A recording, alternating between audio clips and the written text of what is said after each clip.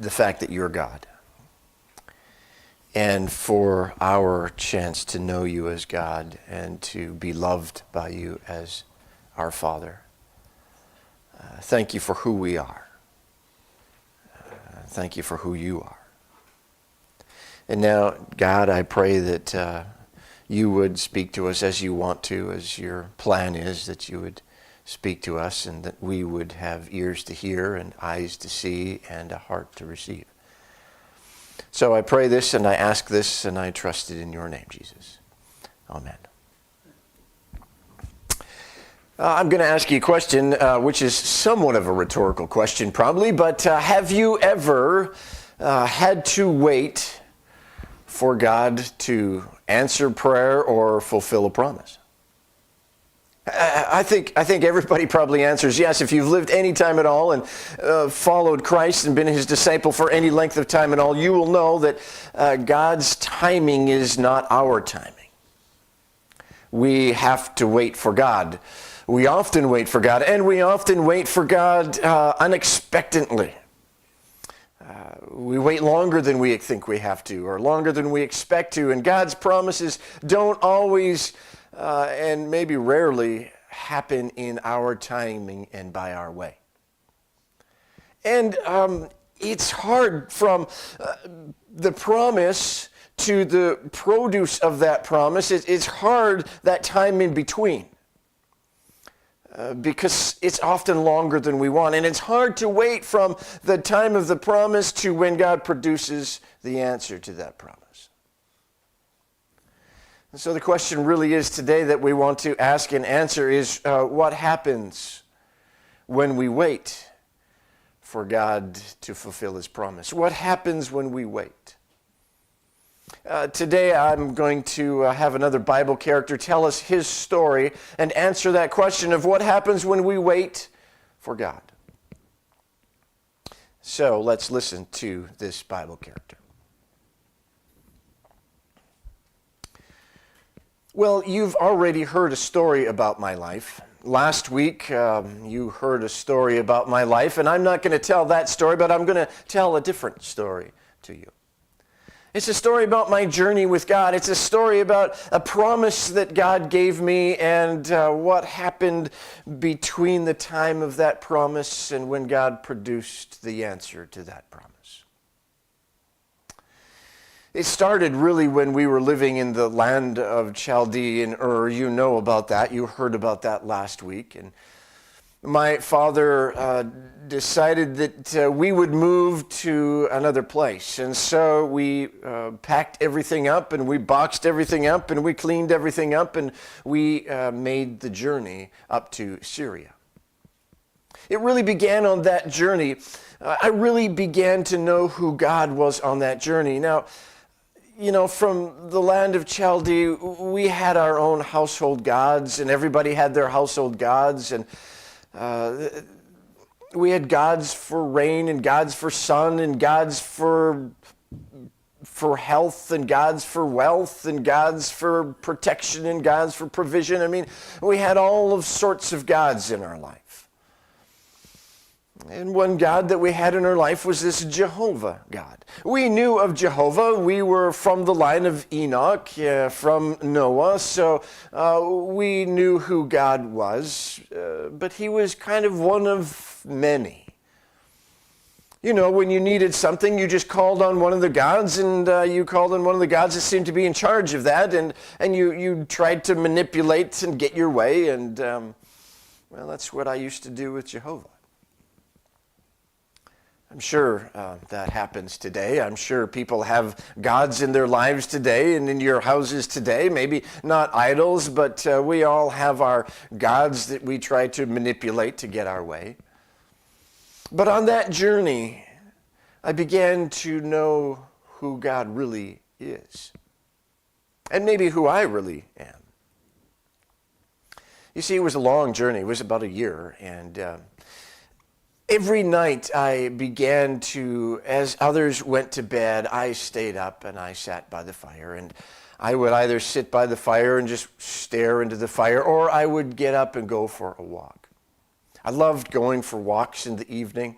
Everyone was in bed, the night was dark, and you'd look up into the sky, and there were just innumerable myriads of stars in the sky. The country I lived in was clear most of the time in the sky, and it was just beautiful to go for a walk and see the stars and gaze upon the stars and wonder about the world. And not only that, but wonder about God. It's during those walks that I really began to get to know who God was. I would look up in the stars, and I didn't know what God looked like. I mean, we knew he was the creator God. We knew that he was the God of gods and King of kings. I didn't really know him. We couldn't see him. We didn't have an idol that depicted what he looked like. But I would often look up into those stars, and I knew he was somewhere up there because he made all of those. And I began to talk to him. I began just to walk, and I began to talk with God. And I talked out loud. I think if anybody was following me or if anybody was stalking me, they would wonder if I wasn't crazy or lost my mind, because I would talk out loud as I walked, and I would talk to God. And I got to tell God everything that was on my heart and my mind, and I just knew that he was listening. Oh, it took me a little while to figure that out, but I would come back from those walks knowing that God heard. And knowing that he was listening to me, and knowing that he loved me. It was on those walks I began to hear God. I began to understand God. I began to know who he was more, and God would speak to me. I would speak and be silent, and I would hear him speak to me. Not necessarily in an audible voice, but a very real voice. I don't know how to describe it. Perhaps you've had that experience. You know when God has spoken to you. You know when he said something, and it's kind of audible but not audible, but you know it's real. And on those walks, I would hear God speak to me. And on those walks, I learned who God was, and I learned that he loved me, and I learned that he wanted what was best for me, and I learned that I just learned who God was and how much he loved my company. It was on one of those walks where God came to me and said some amazing things. God gave me the first promise he ever gave me. He said, Abraham, I am going to bless you. Abraham, I'm going to make you into a great nation. I will bless you, and I will make your name great. I will bless all those who bless you, and I will curse all those who curse you. And Abraham, the whole world will be blessed by you. That was an amazing promise from God. I heard that voice. God gave me the promise that I would be a great nation, that he would bless me, that there was provision, there was protection, there was prominence, and there was progeny. I remember that promise like it was yesterday. And he also said, I want you to go to the land of Canaan, because that's where it's all going to take place. I'm going to give you the land of Canaan for your descendants. And so we packed up and we went to the land of Canaan. As I walked with God and as we entered into Canaan, and God said a number of times, look around you, look from east to west, north, south, it's all yours, and it's going to be all of your descendants, and this is where you will live. It was a great promise, and I believed it. But the reality was, I was 75. And Sarai was 65 years old when God made us that promise. And the other reality was that we had no children. We couldn't have children. It's not like we didn't want them. It's not like we didn't try. It's not like we wanted children, but we couldn't have children. And so when God made that promise to me, it was amazing, and I believed it, but it just seemed a little bit out there.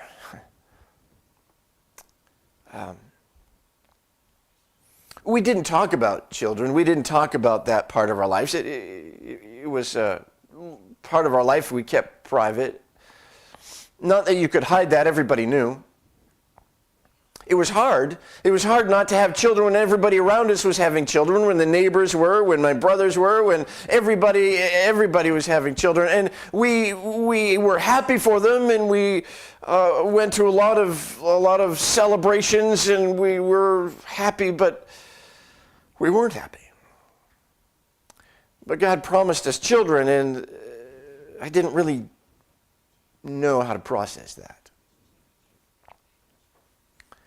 It was hard when everybody else was having children. My nephew Lot, who came with us to the land of Canaan, he was having children. Speaking of my nephew Lot, we had so much stuff. God blessed us so much. God provided for us so much. God protected us so much. He gave us so much prominence that we had to move away from each other. And so Lot went and moved east towards the land of Sodom, which in the end, as you probably know, wasn't a good place for him to go. And I ended up having to rescue him. He was there, and a number of kings came and took over the land of Sodom, and I got word that he was taken captive. So I gathered up my men, and we went there, and we defeated those 5 kings, and we brought back Lot, and we brought back all of the people, and we brought back all of their things, and we rescued them and saved them. And it was after that day that God came to me again. It was when I was walking again that evening after the battle, after everything had settled down, after we'd got everybody back. I went for another long walk, and God came to me, and God said, "Abraham, don't be afraid." He would be my shield, and he was going to give me a very great reward. I have to admit that it was time to deal with God. I mean, God had promised me all of these things, and I had provision, I had protection, I had prominence of name, but I never had any children. I didn't have progeny yet. And here God says, don't be afraid, I'm your shield. I will be a very great reward for you. And I said, God, what good does a reward do for me if I have no one to give it to? God, what good does your reward have for me? How is it going to help me when the one thing I want and need I don't have? God, I have no descendants. I have no son. I have no daughter. I have no descendants to give any of this to. There's Eleazar back in Damascus. I suppose he would get it. He might be my closest relative. Or there's the servants. I could give it to my household servants and divvy it up. But God, why would you promise me all this, yet I don't see a son? God, what's going on? God, all the reward in the world's not going to make any difference if I don't have someone to share it with, to give it with, to hand it down to. Well, it was then that God answered me, and God said, Abram, take a look up in the sky. So I took a look up in the sky, and he said, what do you see? I said, well, I see the stars. You know what I see, God. I see the stars. And God said, count the stars for me, would you? I said, God, I can't count the stars. There's innumerable stars. There's far too many. I know some of the stars, God. I know some of their names. I know some of the constellations. I recognize them. But God, I can't count the stars. They're too many for me to count. And God said, I know. He said, Abram, your descendants will be as many as those stars. Your descendants will be as innumerable as those stars. And then God told me a little bit about what was going to happen to my descendants. That they would be taken captive for 400 years, and that they would be released, and then they would be brought back. And he told me a little bit about it. He said he has a plan for me. He has a plan for this promise. It's not an empty promise. It's a planned promise. He has a plan for my life. He has a plan for this promise. I will have descendants. He's planned for it. He kind of revealed a little bit of that plan for me. And I was excited about that. God has a plan for my life. It's not an empty promise. It's a promise with a plan. And so God said, we're going to make a covenant together. Here's the plan. Let's make this covenant. Let's make this a little bit more physical for you. Let's make this a little bit more something that you can see and take hold of. And so God said, here's what I want you to do. We're going to enter into a covenant. And in those days, entering into a covenant always involved sacrifices. And so God said, I want you to take a heifer. I want you to take a goat. I want you to take a ram, all 3 years old. I want you to take a dove, and I want you to take a pigeon. And I want you to place them on the altar, and I want you to divide those in two. Well, I divided the heifer and the goat and the ram in two, but the dove and the pigeon I kept whole. I didn't cut them in two. And I arranged them on the altar. And I put one half on this side of the altar and one half on that side of the altar. Now, covenants in my day were agreements between how nations would live in side by side, or how they would interact with each other. Covenants were solemn, binding agreements about how we would treat each other. If you do this, I will do that. When you do this, I will do that. And so God was making a covenant, an agreement with me, saying, here's the way it's going to operate. Here's the plan for my promise. And so I set up those, and I didn't light any fire. I just put them on the altar, and I waited for God. I built that altar in the morning, sacrificed, cut the animals up in the morning, and all day I had to protect that altar. God didn't show up yet, and there were vultures coming and birds of prey coming, and I had to beat them off, and they were dangerous birds. They would gladly have added me to their feast. But all day I beat them off, and all day I protected that altar, and I was exhausted, and I fell into a deep sleep. Deep sleep. Everything went dark around me, and I slept, and I heard God again give me the promise about my descendants. And he promised me the land. He said, this is where you will be. You will have the land of the Kenites and the Canaanites and the Canaanites and the Jebusites and all the otherites, and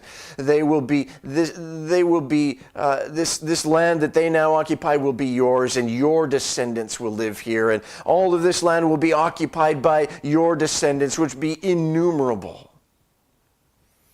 And I woke up from that dream, and I woke up and I saw God pass between the sacrifices.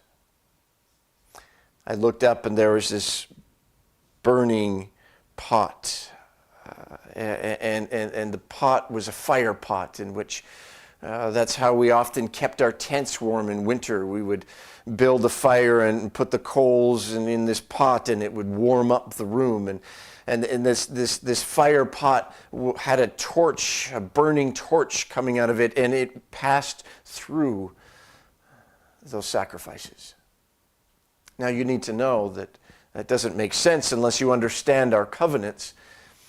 When nations made covenants, they set up altars, one on either side, and they put the sacrifices on either side, and they would burn those sacrifices, and in between those altars, the kings would pass. The one nation would stand on one side and the other nation would stand on the other side, and in between those nations and in between those altars, the kings would pass through. And it was a covenant, it was a sign, it was a confirmation of, yes, I agreed to this, and this is the way we're going to live. It was the kings passing through to say, we are in agreement with this, we signed this as it were, and this is going to be the way we operate. So when God walked through, I knew that God's presence was in this promise.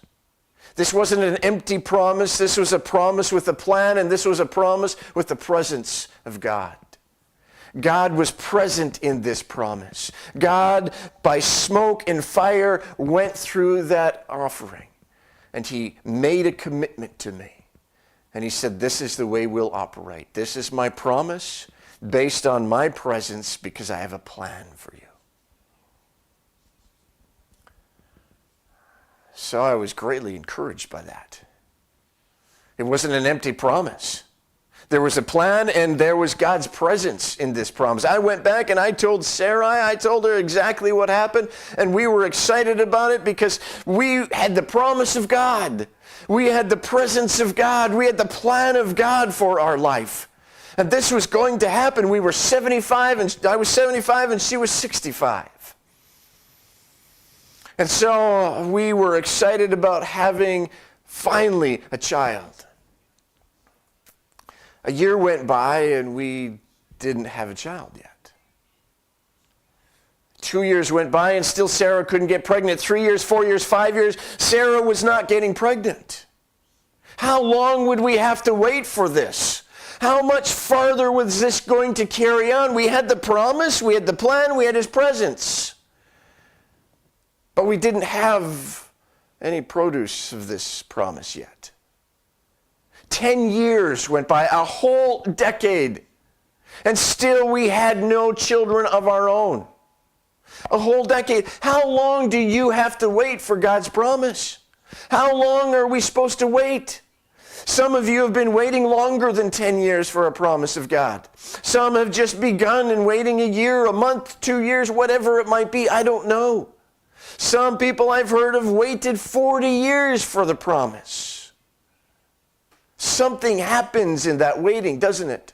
Something happens to our faith. Something happens to that promise. I mean, we just begin to wonder, did I hear it right? Did God really say that? Did I misinterpret that? Did I take it the wrong way? Did I ruin that? Did something happen that I can no longer receive that promise? Is it really going to happen? Should I really count on this? Can I really trust God? Should I keep doing this? I mean, it doesn't make sense. We get impatient. We lean towards disbelief or unbelief or doubt or whatever you want to call it, and it's hard. And the longer the time between the promise and the produce, the harder it is to keep faith. And we were struggling. It had been 10 years, a whole decade. And I admit we were impatient and we were impetuous. Because we knew God had promised it. We knew there was a plan. We knew God's presence was in this, but it wasn't happening. So do we have to help God out? Is there something we're missing? Is there something we need to do? Is there something that maybe we could just make this happen? We could force God's hand a little bit. We could give him a little bit nudge in the right direction. I know it was hard. It was hard for Sarah. Harder for Sarah than me. It was Sarah who came to me one time and said, Abram, God's just not going to make this happen. God's not letting me have children. I have no son. I have no child.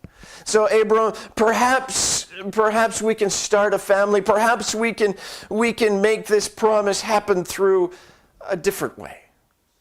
Abram, I've got my servant Hagar. You know Hagar, she's been faithful to her family for a long time.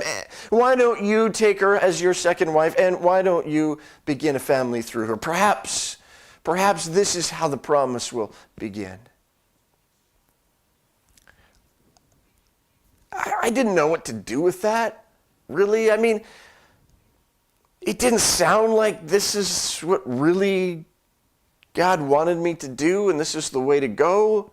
Yet, it made a bit of sense. And maybe this was the way it was going to happen. Maybe this is how the promise was going to come. I mean, for my culture, you have to understand, for my culture, that was perfectly normal. There wasn't anything wrong with that. For my culture, that's just what you did. Hey, it wasn't working with the one wife, try another, and you can keep both. So culturally, it was acceptable. Culturally, it made sense. Culturally, that's what you did. It wasn't quite right in my mind. But it had been 10 years. I was impatient. I admit I was impetuous.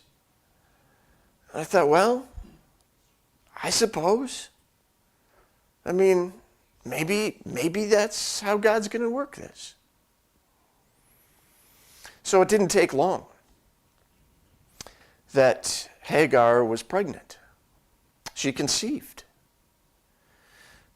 And I got to tell you, that wasn't a good thing. I mean, I know the question is what happens when we wait for God's promise, but I can answer what happens when we don't wait for God's promise. When we don't wait for God's promise, I can tell you, my household was a mess. There was conflict. There was competition. There was strife. There was stress. There was chaos. There was confusion. It was a mess. My household was thrown into this ugly, jealous, crazy, competitive, conflictive, divisive place. It was a terrible place. The servants were on edge. Sarah was on edge. Hagar was. I was on. Everybody was. I mean, this just wasn't a good thing. This was destroying my household. Sarah dealt very treacherously with Hagar. I mean, you can imagine. It was supposed to be something good, something we thought, well, maybe God will work this way, but there's no way. In our impatience, we made bad decisions. It always works that way. When we get impatient, we make bad decisions. We are unwise. And it was destroying my family. Sarah came to me and said, I just don't know what to do with this. What can I do? What should I do, Abram? I said, I don't know. I'm not getting in the middle of this, which was silly for me to say because I'd already been in the middle of this. The reason we were here was because I was in the middle of this. And I said, Sarah, you do whatever you want to with Hagar. Just do whatever you want. Well, she was even meaner than she was before. She was even more treacherous with Hagar than before. I mean, it was terrible. And everybody saw it, and everybody knew it, and it was ugly. Hagar left. She ran away. She had everything with us, and she would rather have nothing than have everything just to get away from the situation. And she ran away, and God met her, and God told her to come back. And things maybe were a little bit better, but honestly, it was a terrible place to be. I can tell you what happens when you don't wait for God. When you don't wait for God, the only thing that you will receive is chaos and confusion and conflict and stress. You add all of that to your life when we don't wait for God. Is your life confusing and chaotic and stressful and out of control and in conflict? It's probably because you're not walking with God. It's probably because you aren't waiting for God. I know this. When you don't wait for God, there's no peace in your life. I can guarantee you that. A son was born to me by Hagar. His name was Ishmael. I was 86 years old when Ishmael was born. Sarah was 76 years old. We still had the promise of progeny. We still had the promise of a child, but we still tried, but we had no children.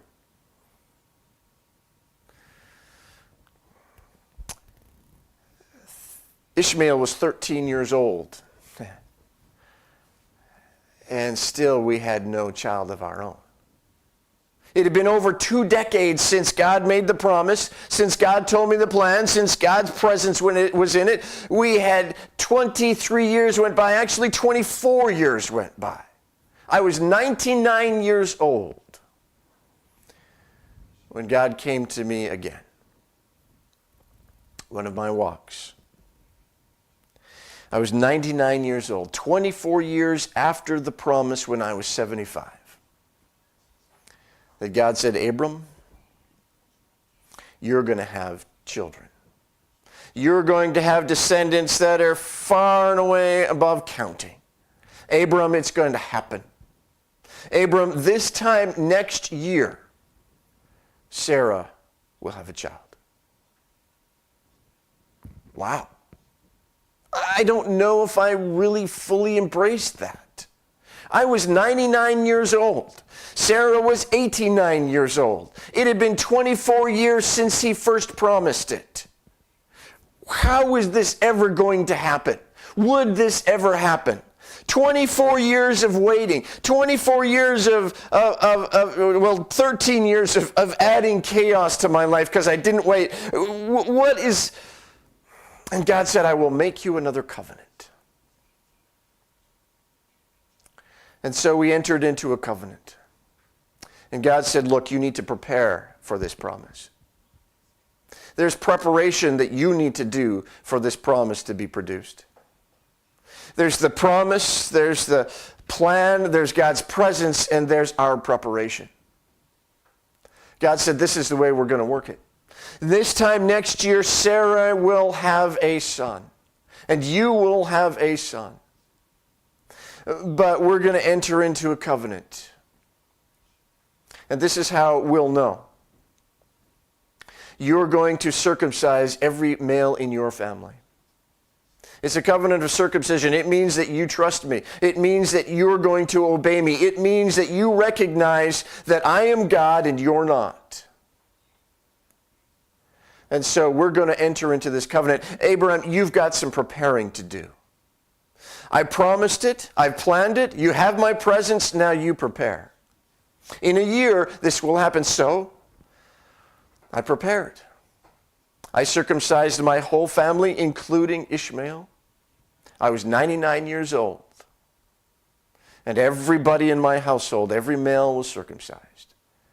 We put in the work of preparing. We need to prepare for God's promises. Sometimes we think that we can just do whatever we want and go wherever we want to go and do whatever's on our mind, and God just has to bless us because there's been a promise. But we have something to do. We prepare for it. We can't just disobey God and expect the promise. We can't just do whatever we want and ignore Him and expect the promise. There is preparation we need to do. We prepare our hearts. We follow Him. We obey Him. There's preparation to get to know who He is. God wants to know that we'll follow Him. God wants to know that the promise isn't going to be something we abuse. He wants to know it's not about the promise, but it's about His presence.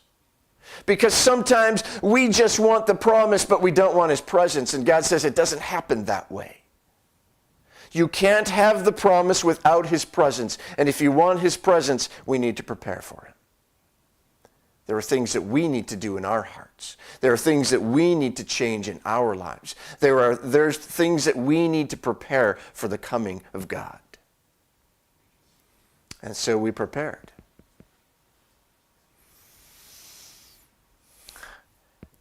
Do you know that year, when I was 100 years old and Sarah was 90 years old, that she told me she was pregnant? That she told me she was pregnant.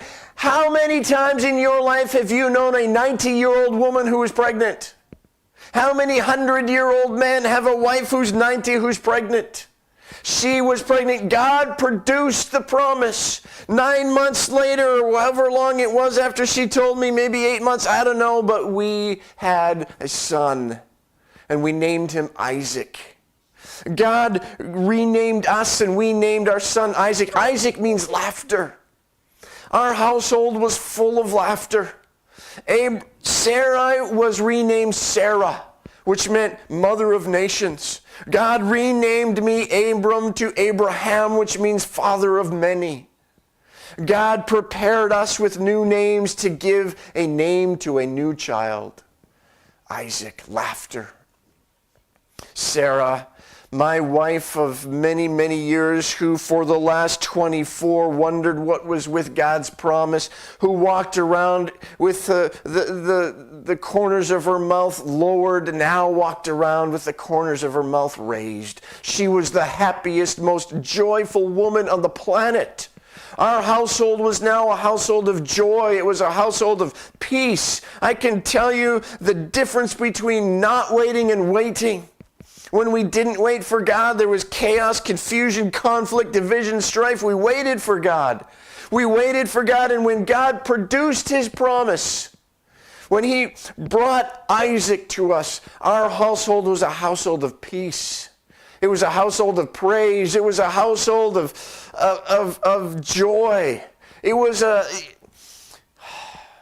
can't describe to you. I can't fully describe to you how amazing that was to have the produce of God's promise. We had Isaac. God produced the promise. He planned it. His presence was in it. We prepared for it. And we had Isaac. Oh, I'm so glad we waited.